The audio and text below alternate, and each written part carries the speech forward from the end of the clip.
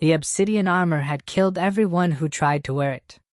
Emperors, warlords, telepaths, even the plasma-blooded Kaleri Titans.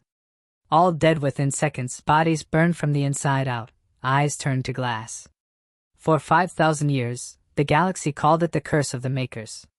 It was said that only one worthy of carrying an entire species could survive the binding. Naturally, that meant no one ever did. Until a human touched it.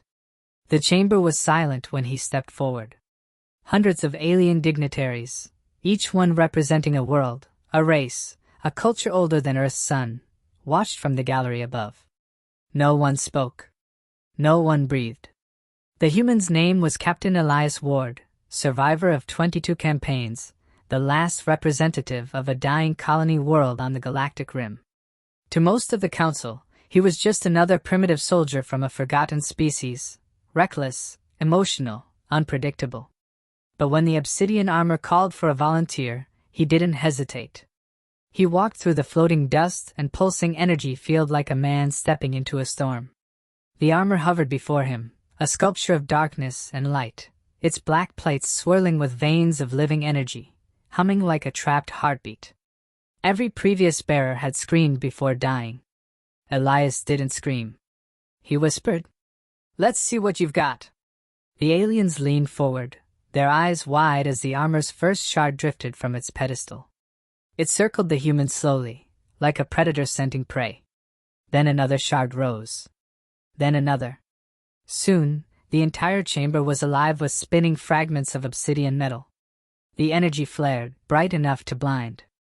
Sensors overloaded. Shields cracked. Every observer flinched as the temperature spiked. And then, suddenly, silence. When the light faded, Elias was still standing, unburned, unbroken.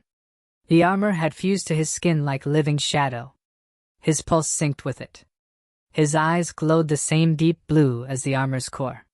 And when he spoke, his voice carried an echo that didn't belong to him. "System online. Designation confirmed, human." Gasps filled the hall. The alien judges scrambled, terrified. This had never happened, not once in recorded galactic history. The Obsidian Armor had chosen. And it had chosen humanity. Far above the chamber, ancient satellites reactivated for the first time in millennia, broadcasting one signal across every known world. "The armor has awakened." The moment the Obsidian Armor accepted Elias Ward, the galaxy trembled. Across 1,000 star systems, relic sensors, dead for eons, flickered back to life. Ancient vaults opened. AI constructs long sealed in darkness began whispering in forgotten tongues. Every race that once sought the armor felt the same pulse in their bones. The Maker's weapon had chosen a host. And worse, it had chosen a human. In the observation gallery, the alien council erupted in panic. The SHRYNN delegates hissed, their crystalline voices trembling. The reptilian Kaleri roared in fury, their tails slamming against the floor. "It's impossible! The armor rejects imperfection.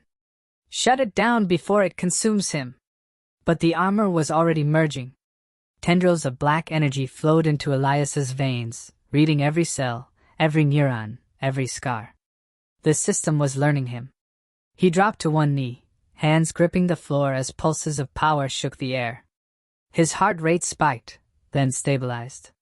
In his mind a voice spoke. Calm. Resonant. Alien. Pattern incomplete. Adapting. "Who are you?" Elias gasped. "Designation, Obsidian Protocol Unit 1. Function, symbiosis." Symbiosis? Integration of purpose. "You supply will. I supply war." The floor beneath him cracked as the armor reshaped itself, plates folding seamlessly around his body like liquid metal. Every movement felt both heavy and infinite. He could feel the walls breathing, the machinery humming, the electricity dancing through air. And then data, impossible amounts of it, flooded into his mind. Maps of forgotten galaxies, blueprints of dead civilizations, recordings of wars fought before the Council was born. He saw flashes of the Makers, giant beings of light, crafting the obsidian armor in the heart of a dying star. Their purpose had been simple: to create a guardian who would protect life when the galaxy itself lost its way. But the armor had waited for someone who could carry both compassion and rage. Someone human. Dr. Villar, the Council's xenopsychologist, shouted from the observation window. "Disconnect him before it fuses completely. That armor isn't a weapon, it's a consciousness." Elias turned toward her, eyes glowing brighter now, like twin stars. "Then maybe it's time consciousness had a reason to fight." The entire chamber vibrated. The armor emitted a shockwave that shattered the containment field. Lights died. Shields failed. The observers fell to their knees under a storm of energy that felt like both gravity and thought. When the chaos cleared, Elias stood at the center of the destruction, perfectly still. His voice echoed through the broken comms, layered with something ancient. "Your galaxy is dying," the voice said. "The Makers built me to defend it. But you turn on each other. Now," Elias's own voice merged with it, "we'll finish what they started." Above the Council's world, thousands of ancient monoliths activated at once, aligning into a vast constellation that had been dark for millennia. Every translation AI interpreted the same 3 words. The galaxy erupted before dawn. The moment the Obsidian Armor bonded to Elias Ward, the Dominion powers declared humanity an existential threat. In less than a day, 23 fleets mobilized toward Sol. Every channel, every transmission across known space carried the same command: destroy the wearer. Destroy the armor. But on Earth, something had already begun to change. When Elias returned home, his arrival lit the sky. The Obsidian Armor wasn't just technology. It was alive, spreading its resonance through atmosphere and stone. Machines that had been rusted for centuries reactivated. Weapons from the early interstellar wars calibrated themselves to his heartbeat. And in cities long abandoned, people emerged from the ashes of despair, drawn to the sound of thunder in the clouds. They called it the Awakening. Inside the human command bastion in orbit, General Veracade watched in disbelief as ancient satellite feeds came back online. "Every dormant system on Earth is syncing to him," she whispered. "It's like the whole planet's listening." Elias stood on the command deck, the armor pulsing faintly with living light. "It's not listening," he said. "It's remembering." Because inside the armor, he could see everything. The Maker's memory lived within it, recorded histories of worlds that rose and fell, civilizations that built gods and forgot them. And among those memories, Elias saw what was coming. The War of the Chosen, the moment the galaxy's old powers would try to erase what the Makers left behind. When the first Dominion fleet entered Sol, they expected chaos. Instead, they found a formation that should not have been possible: Earth's defense grid fully operational, coordinated, and precise. Thousands of orbital cannons synchronized with the pulse of the Obsidian Armor. Every shot landed where Elias looked. Every movement echoed through the armor's neural web, amplified by human instinct and fury.